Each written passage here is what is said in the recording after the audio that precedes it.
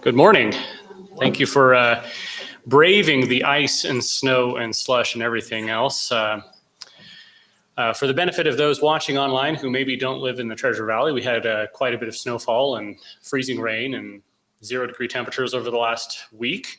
For those of you in certain parts of the state, that might be just a normal Thursday, but it's a little bit of a crazy time here in Boise. So I do appreciate those who came here, and hopefully we'll get a few more people coming in the door as we get going. I expected the House to go a little bit later this morning, but the debate got postponed. So we will get started. I have two great representatives here, great legislators, and they're going to talk about celebrating the traditional family. Now, you've seen, celebrations of alternative families and alternative ideas that are really being promoted, even with government tax dollars, which, here at the Idaho Freedom Foundation, they've been calling out for a couple of years now. So what if we did something different? What if we celebrated, the family structure that has built civilization, that has created the greatest country in the world, that has created the foundation for the society that we're still living in today? And so I've asked Senator Ben Taves and Representative Julianne Young to come talk. They both have different initiatives that they're working on, both of which are moving toward that goal. And I was thinking as I was, preparing for this, that of all the people in the entire legislature, I think Senator Taves and Representative Young are perhaps some of the most level-headed yet forceful advocates for truth. You're not going to see them out there throwing bombs and going for the rhetorical kill shots, but they're going to be very steadily advancing the cause of truth and the cause of traditional values. And so I am excited to hear what they have to say today. So without further ado, let me introduce Senator Ben Taves.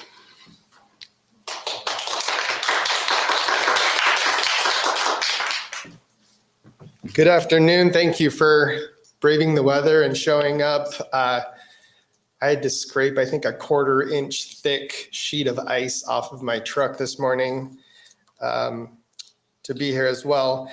So I had this idea brought to me by some citizens in my area to have a traditional family values month.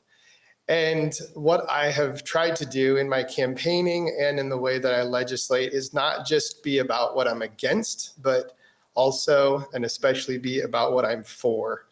And so when they brought this to me, I was really excited at the idea. And so we worked together. It was Conrad Woodall. He does work with the Parents' Rights in Education group. And he's also an administrator at a charter school. And him and Kate Hartley, who's with the Pacific Justice Institute, she's an attorney, they brought the idea to me and we worked together to refine it. And I'm really excited to be able to introduce it at this session as a resolution. I'm going to read a little bit about, or a little bit of the resolution so you can get an idea of how we're framing this. And then I'll go on and kind of explain what we'd like to see happening in our communities as a result of this resolution. So the introduction reads, traditional families designed by God have been the foundation of societies since creation. As such, traditional families operate as a source of security in their communities, often attending to societal troubles before law enforcement involvement is needed, thereby serving as the cornerstone of a functional society. In a letter entitled "The Crucial Role of Families," submitted to the United Nations by the International Federation of Family Development in consult with the UN Economic and Social Council Division, the authors state, quote, "Children growing up in healthy, married, two-parent families are more likely to lead happy, healthy, and successful lives than those who have not experienced the same level of family security and stability." They go on to say, "Governments cannot afford to fully replace the functions families perform for the benefit of their members and for the good of society." And this is really powerful. "The family is the most powerful, the most humane, and by far the most economical system known for building competence and character. The resolution goes on to say, and this is the part that defines a month time period where we celebrate different parts of the family. It goes on to say that we're going to recognize Mother's Day through Father's Day as an opportunity to raise awareness about the challenges facing traditional families and the alarming rate at which the traditional American family is declining. The resolution goes on to explain, to cite some of the facts that prove these points. First of all, it explains how it's very healthy for children to be in a two-parent family. I think that's kind of just obvious, but I think it's powerful to talk about the statistics that prove that point. So whereas compared to peers in two biological parent married families, children who lived with a single parent with no cohabitating partner were 5 times more likely to be sexually abused. Children who lived in step family with married biological and non-biological parents were 8 to 9 times more likely to be sexually abused. And children who lived with a single parent with a partner in the home were 20 times more likely to be sexually abused. That's sad. That's a reality of what the results are of families being broken. The next whereas says, according to Solon's 2021, the evidence that children flourish best under the uninterrupted care of their natural mother and father is among the strongest we have for any proposition in the social sciences. If the proliferation of alternative family forms over the past 50 years were a social experiment in parenting arrangements, there would now be more than enough evidence to conclude that it was a failure. So we see the attack and we see the alternative, and they're not working, and and so the solution is to strengthen our families and find ways to celebrate. I had this phrase that's gone through my mind, that our children emulate what we celebrate. So we have to be really careful what we're celebrating, because they're going to emulate that. And I think we've seen that with the proliferation of different lifestyles, especially in our young children between the ages of, or in the grades 6 through 8. There's a huge movement towards alternative lifestyles, and it's I think many have called it a social contagion that's spreading through our schools and societies. So what is the solution to that? It's to hold up what's good and true and beautiful. And that's what this resolution is meant to do. I'm going to go through a few more of the whereases just to show you how real the attack is on our families. The next one says, whereas traditional families consisting of a natural mother and father, children, grandparents, and extended family has declined drastically since 1960, when approximately 77.5% of children lived with their two parents who were married. Whereas, according to census data in 1960, just 13% of all households were single person households. In 2018, that figure was 28%. Whereas today, only 17.8% of Americans live in traditional nuclear families. 17.8%.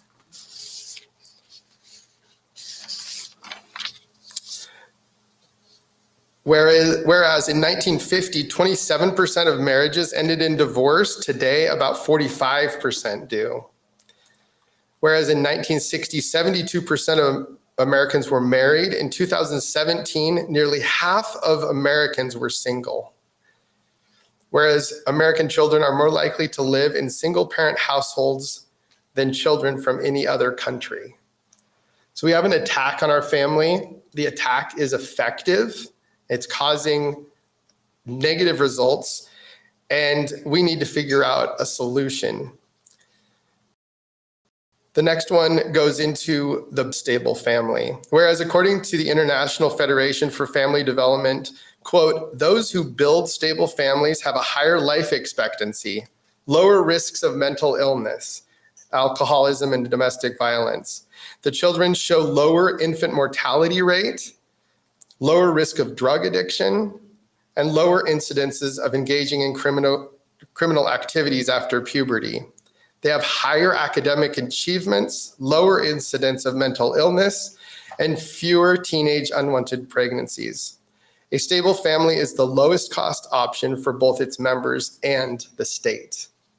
So what we see is that the family, having strong families, actually solves, I'd say, the vast majority of the problems that governments try to solve in advance.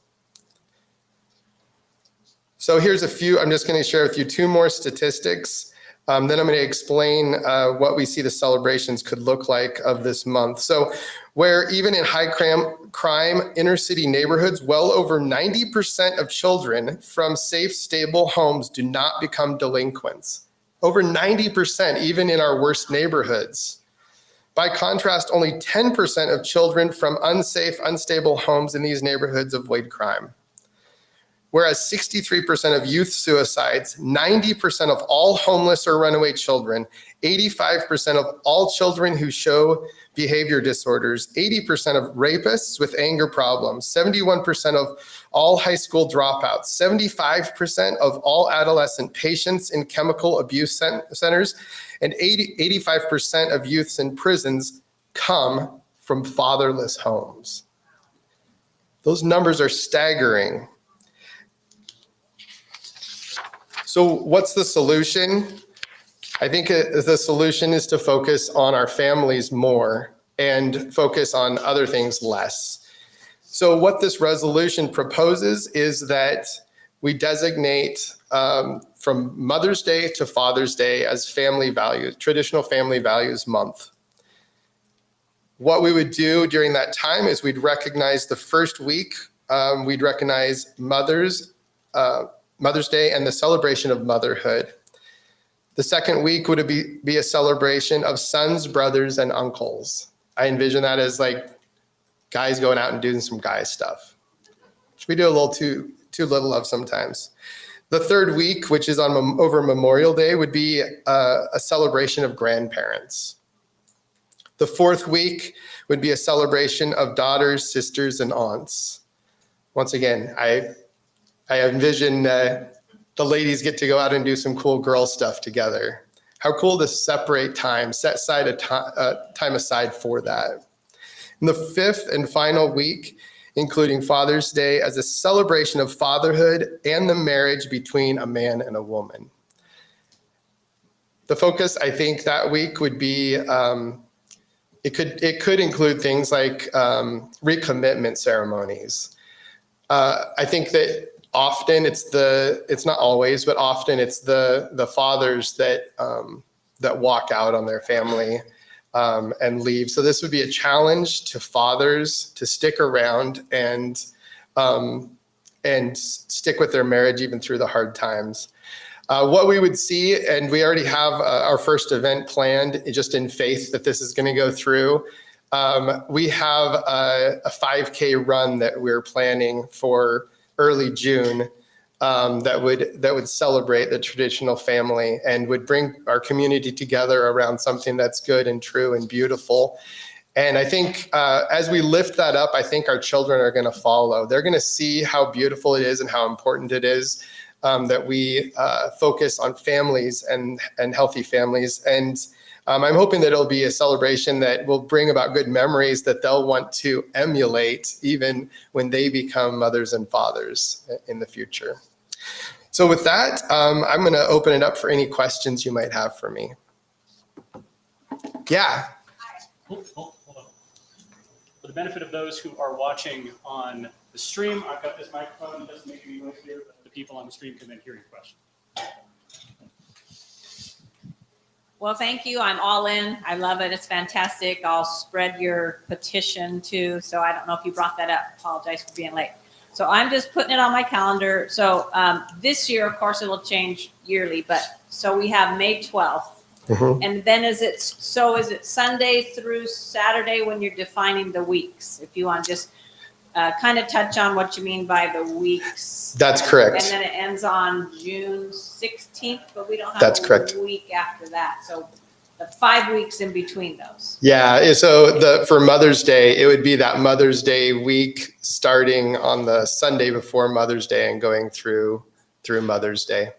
Oh. Yeah, so it's actually, it covers 5 weeks total.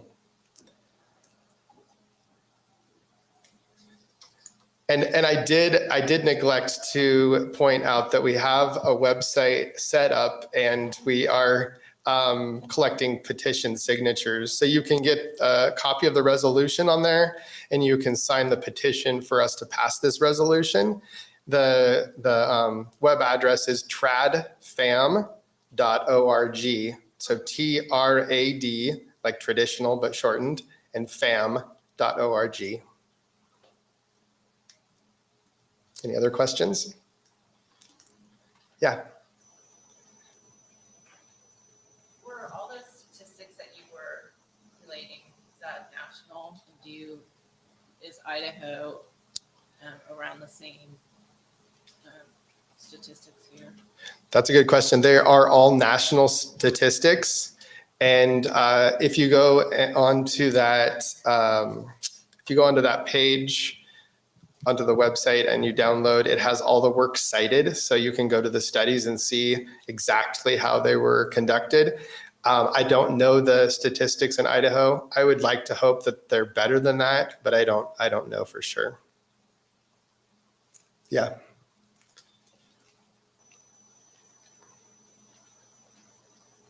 So is tradfam.org a place we would go to find those statistics and share them and try to spread the word to keep more fathers in the home? Yeah, definitely. So tradfam.org is where you'd go. So what on that page, as you go down, it kind of it explains what the initiative is that we're working on. It eventually will have pictures of the partnerships and events of people having these celebrations in their communities so that we can share ideas. And then at the very bottom, it should have a place for you to download, or no, it's right before the, there it is. Okay, so that's to read the resolution. And if you click on that, it downloads a document with hot links to all the studies. And it has the full resolution there. So the last page is all the work cited, shows you where to get that. And then if you share that page, if you share that on social media and get the word out, that'd be wonderful. We're just collecting as many signatures as we can get. And then I also have materials. If you're interested, you could email me or sign up on the site there.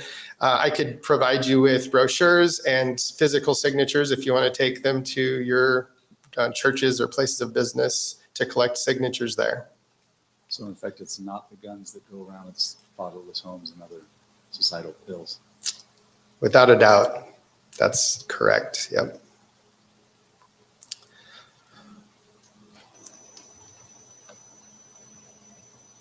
Thank you, Senator. If we had events planned for, say, Saturdays in June, is there a list of speakers or some resources there that we could invite to come and speak at our events?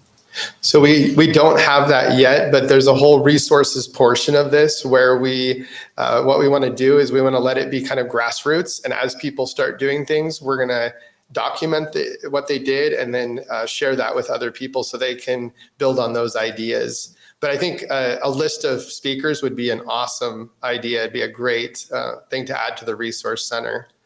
We see this, our vision for this is for it to spread across the nation and for every state to celebrate Traditional Family Values Month and for us to share. Like I've already given this resolution to, I think, 5 other state legislators in different states. So I think it's likely that we'll see this movement showing up in other states as well. Yeah. Well, thank you so much for your time. I'd be happy to talk with you further about it. And I appreciate you being here and for your support.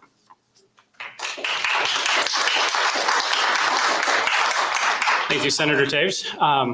As he was explaining this, I was thinking, all too often, we on the right, the conservatives, whatever you want to call this movement of people who, look back at traditional values being eroded and want to stop it, we can come across as negative, reactionary. We're pointing to the things the left is doing and saying, stop. That's what William Buckley said. We stand athwart history and say, stop.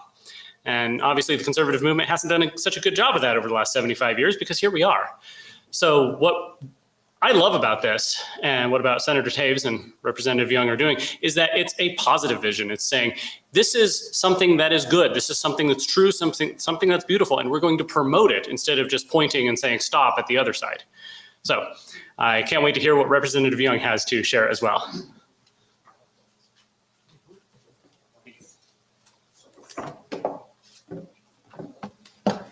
Thank you. Well, it's an honor to have a chance to share some of my thoughts with you today and give you an opportunity to join us in supporting the strength of Idaho families.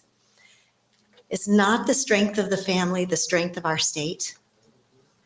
And as a legislator, it's so easy to get caught up in roads and bridges and budgets and all these things are important.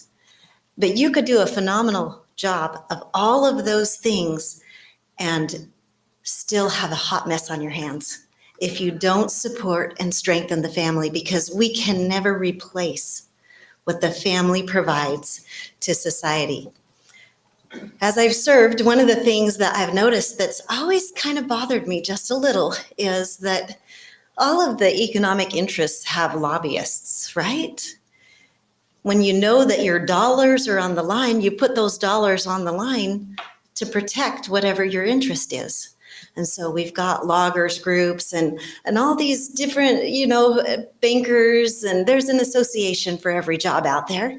And they probably have someone here at the Capitol that's keeping an eye on what we're doing and making sure that we don't adversely impact their business. But moms and dads are busy. They are busy and they have so many things to worry about, and they're really just trying to raise their families and keep a roof over their head and put food on the table. They don't have the resources to have someone sitting down here in the hallway watching to see when something comes along that might adversely impact their parental rights. And that's a problem, because sometimes it means that the impact of legislation on families gets overlooked. And so I started looking at this and thinking, well, what can we do? And I decided that the best people to defend the family are the parents themselves, but they've got to have some tools. And so are you able to look up idahofamilystrong.org? And can the people at home see it if they're watching remotely? Folks at home will have to go on their website, on their own computer. Okay, I will link this in the chat. Okay, if you're listening remotely, you'll have to look this up on your own computer or device. So we created this last summer, idahofamilystrong.org, and we have formally created a nonprofit. We've got myself, Representative Bruce Gogg, former Representative Gayanne DeMordaunt, John Keenan and Mark Taylor are all members of the board, and we are currently in the process of getting established as a 501c3. And our purpose is to help parents all across this great state, first of all, know what's going on, and second of all, know what to do about it. So we're going to start with the know what to do about it part. First of all, if you have the chance to go to the website, you'll see that there are some training videos there at the top on the bar. And if you scroll down just a little bit, you'll see there, how do bills become law? How to find and read a bill? How to get information about committees and committee hearings? How to register to provide public testimony? And how to provide effective public testimony. All of these are important tools that anyone who wants to have a positive influence on the legislative process needs to understand. I'm hoping that by using these tools, parents will feel more comfortable speaking up for their values and comfortable that they can do so in a way that will make a difference. You know, especially when you feel powerless, it can be easy to come to a situation with an adversarial approach. And I think that's a lot of what I see when I watch the dynamics in this building with groups that are not as familiar with the process. It's scary. And yet, if you come to it with an adversarial approach, already expecting the people in the room to not be on your side, sometimes we create what we fear. I have had some really positive experiences with the people in this building when they are able to be informed and persuaded. And I have a degree of confidence that when the family becomes the issue and the ordinary moms and dads back home are speaking up in favor of the family, that we can get good support in this building. So those tools are all available to you. The other thing that I would like to point to on this website is our Battleground Issues tab.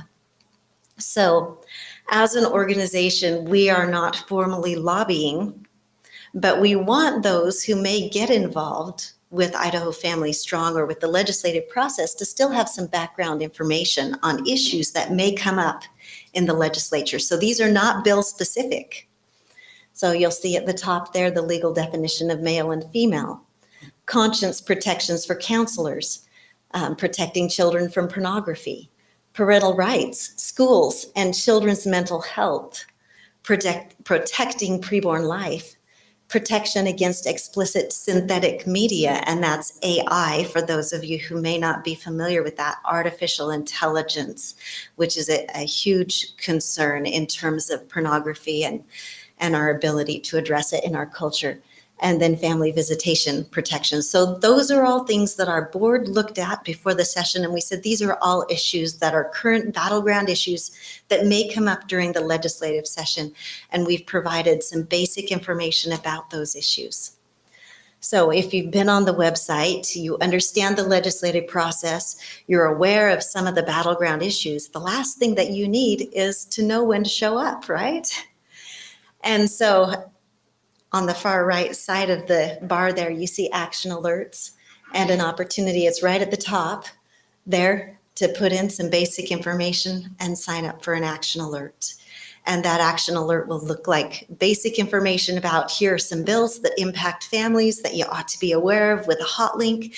And there's a hearing coming up in this committee on this date. There absolutely is no replacement for the family, and I think there's no better group to advocate for the family than our ordinary moms and dads. So I'm hoping that that will be an effective tool going forward. We sent out our first action alert about a week ago, and we, at that point in time, had a little over 50 people signed up, but it's brand new, and I hope it just grows and grows.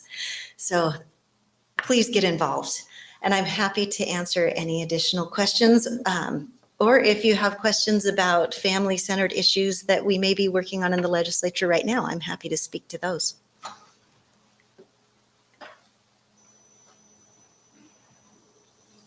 I can't imagine it, but is there really any opposition to this, to either one of these things that you and the senator talked about? It seems impossible, but I know there must be opposition. So could you describe some of the opposition to this so we might be on the lookout for it? Yeah, thank you.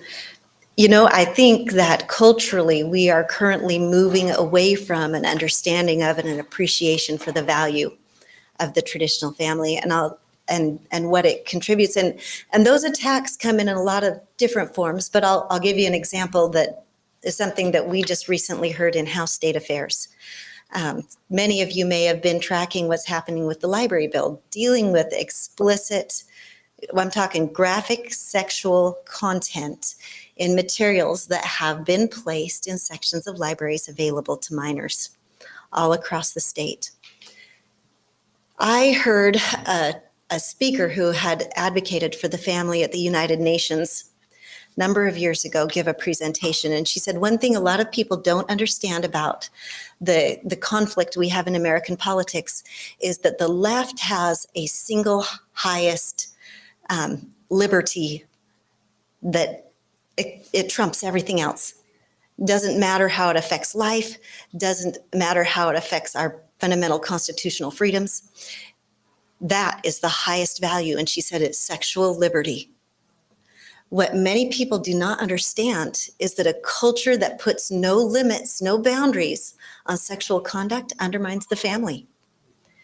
The family can't survive in an environment where the idea of a monogamous, committed relationship is not a predominant expectation, and where children are not raised in an environment where they're even prepared for that kind of relationship. Because the reality is that when you expose a child to graphic sexual material, you inhibit their ability to maintain a healthy, intimate relationship, marriage, long-term. And so we are undermining the family when we allow that kind of content to be presented to our children. As I listen to the conversation around this bill, it's all about supposedly the First Amendment. Well, the Supreme Court's already found that there's no First Amendment right to give graphic sexual content to minors. And yet, they're certain it's about a constitutional freedom.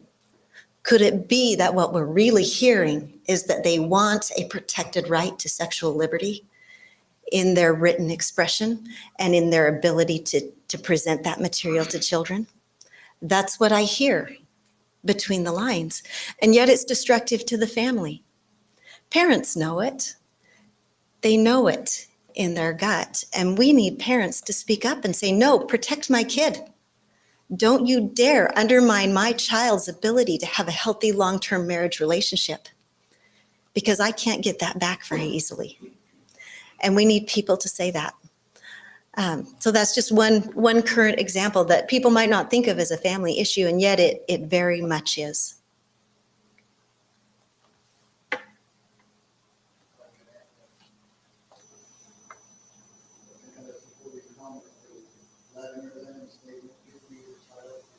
He'll be mine for life. And I held in my hand the booklet from the United Nations, Success by Six, where they wanted to implement preschool help for you mommies that having a tough time between age 2 and 6. What was their agenda? The communist Karl Marx takeover. Their other statement by Vladimir Lenin, I will teach your children how to weave the rope that will hang you. And what are we looking at? And how much of our cultural lives and economic lives have been hurt by so many of these implementations by the generation or two behind us. And as Yuri Bezmenov said in 1985, how much we have implemented the defamation and the breakdown of your culture. Comrade Andropov would be very proud of what we've accomplished so far in 1985. Yeah. Thank you. Undoubtedly, communism and the American family are directly opposite, right? And they understand that. Yeah. Any other questions? Yes. I have a question as well. Besides the library bill, is there any other legislation that is currently pending or about to come through that either supports the goals of your organization or is in opposition to them? Yes, thank you very much. When we sent out our first action alert, we highlighted 4 bills. We now have a few more, so I'll share with you all of the bills that we've currently identified that Idaho Family Strong is tracking and will be sending out legislative alerts for. Freedom of conscience for counselors, family visitation, death penalty for child rape, deep fake AI porn as a crime and civil penalty, AI child porn. And I guess I need to back up a little and say there are a few of these that aren't yet printed, but they are in process and you'll see them very soon. Domestic violence penalty enhancement, some changes to our human trafficking code, some language around abortion providers, providing education in school-based health clinics and providing material. The Preborn Child Act, the Library and Child Protection Act, and a couple of others. So you'll see some of those moving, and we'll be letting people know that they are coming so that you have a chance to weigh in.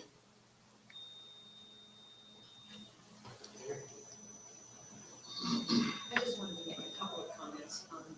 Statistics that I have seen is that I absolutely believe in traditional value and paying attention to what's going on in so many areas, the libraries, et cetera, et cetera. There are families that will never be traditional. They aren't traditional now, and there's different things that happen. Look at the divorce rate. So you have I think it's very important to promote it, and I also think it's very important to be very careful that you're not saying that this particular family, how this particular family is set up is not a good family because something happened and they're not traditional. I don't think we'll ever go back to completely being traditional because of that. Just my personal belief. I would like it to be like that, but it's not like that right now.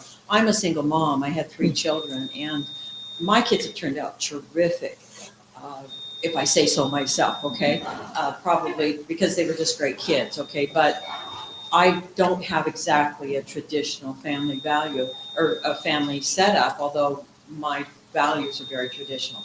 So that's just something it's just a comment I would like to make, is that these kind of bills, we just need to be careful in regards to those who work hard and have good standards and don't have that exact traditional family. So. Thank you so much. And maybe just to speak to that, I grew up in a traditional family. My husband's parents really struggled, and they stayed together even though they struggled, and then divorced as soon as he graduated from high school.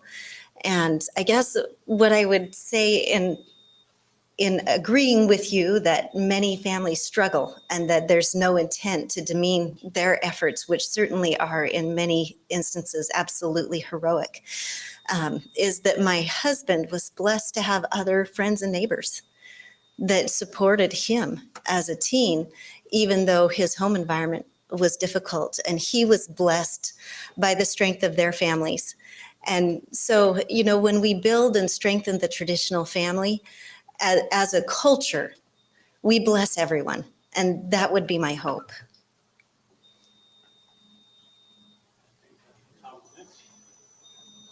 Julianne, I commend you for your efforts. Thank you for doing that. And, I had a couple of things. One of them is that I think it's important for us to understand that abuses come in many flavors. Some of them are outward, things relating to porn books, gender dysphoria, that kind of thing in school. But I think it's important, the more I read about principle, to be able to understand that any expansion of government at all is an absolute affront to the traditional family. So we should be going back to understanding the principles of limited government, which is on us, the parents, right? To be able to defend the traditional family by understanding that those kinds of encroachments that allow the government to overtax you, that takes the money away from your income, that to be able to control the way that you travel with your children. I mean, now I'm finding out that you can't even take your newborn child home unless you have the proper car seat.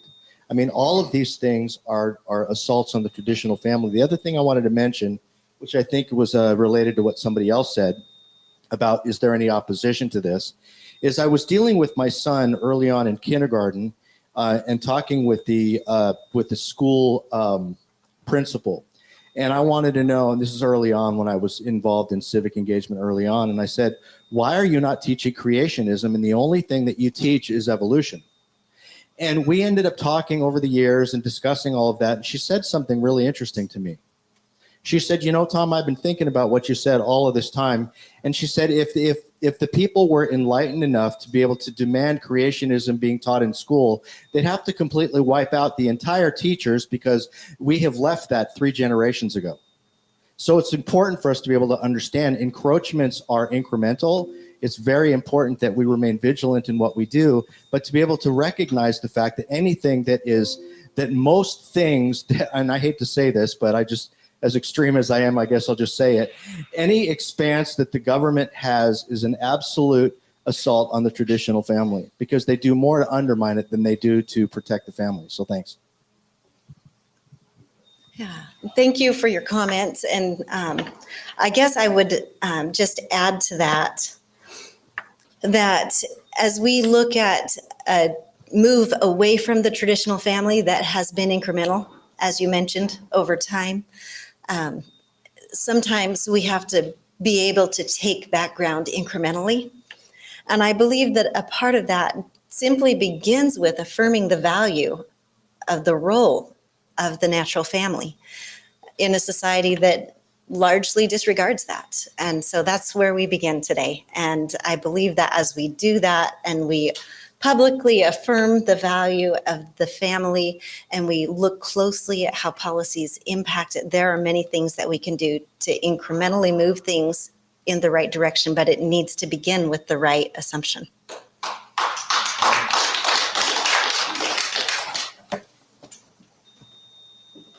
Thank you. I just wanted to speak to the concern about that you mentioned about the various types of families that that we find ourselves in. I was actually I come from a broken home where I had a single mom for much of my life, starting when I was, I think, 10 years old.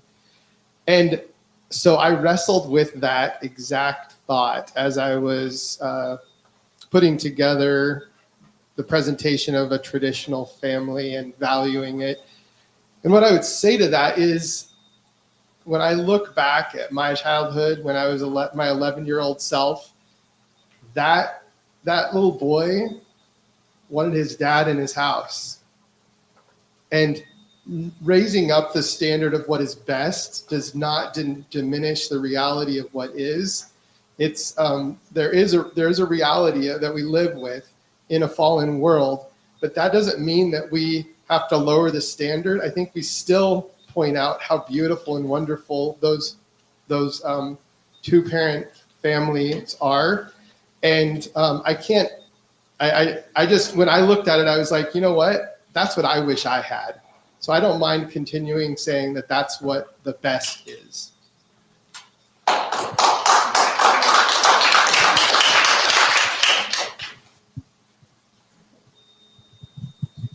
Yes, thank you very much. This is very interesting. And I think everybody who can raise children and get them into normal life should be applauded, single or not. I think that's important to say.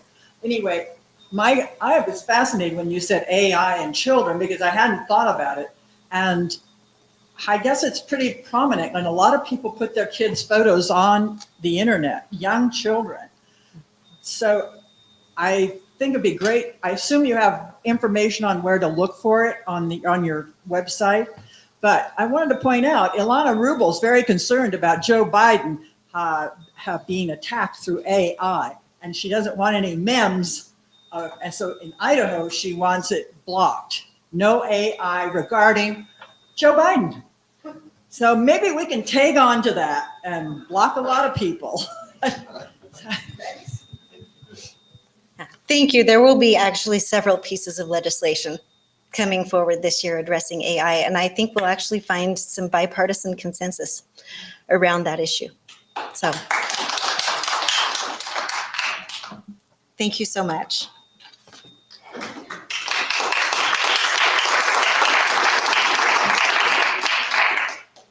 That is quite a, I don't know, I feel like sometimes when we talk about tax policy, property taxes, whether hospitals should have property tax exemptions, those are important issues. But here's the fundamental question of our society. It's really, until we figure this out, we're not going to continue as a society, I don't think.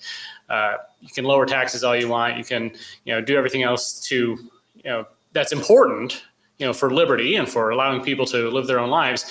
But if the family, it's like modern culture is an acid that is eating away at the foundation of itself, which is basically the traditional family. Mother and father have children, you form a community, you build upon that community to form a nation. And when you eat away at the bottom of that, then the whole thing's going to collapse. And, it's not going to be some Star Trek style utopia that replaces it. It's going to be chaos. It's going to be, the jungle, the animal world, where there's no rules at all. So I appreciate Senator Taves and Representative Young for what they're doing in this sphere. And I hope that we can, as a state, come out strong in promoting the traditional family and celebrating it. And that's not to say, of course, I was raised in a single parent household, and at the same, I appreciate everything I had, but at the same time, I recognize what I lacked. And it took me a long time as I grew into adulthood to figure out things that I think I should have learned sooner. Had to learn a lot through trial and error. But I'm here and I'm trying to give my children the benefit of what I lacked. So I appreciate having the opportunity to talk about this and promote it and celebrate it. If you have your phones, make sure you go to capitalclarity.com. You can suggest topics. We're building up quite a list of topics, and we're running, legislature's only 2.5, 3 months. So we're not going to have time to do them all, but we'll try to do as many as possible. But you can also sign up for emails, sign up for updates. If you go to the back, there is some literature, some of what Idaho Freedom Foundation has published. The Freedom Index from last year tells you how your lawmakers voted on various issues, as well as our Radical Gender Toolkit. That came out last year as well. That explains what you can do to combat some of the things that are eroding support for the traditional family. In this case, the radical gender ideology that is trying to erase the distinction between male and female, boy and girl. I have a 2-year-old, and he knows what boys are and what girls are. But, if I send him to public school, he'd become confused very quickly. So appreciate everyone for coming, and we will be back here noon Thursday next week. Thank you.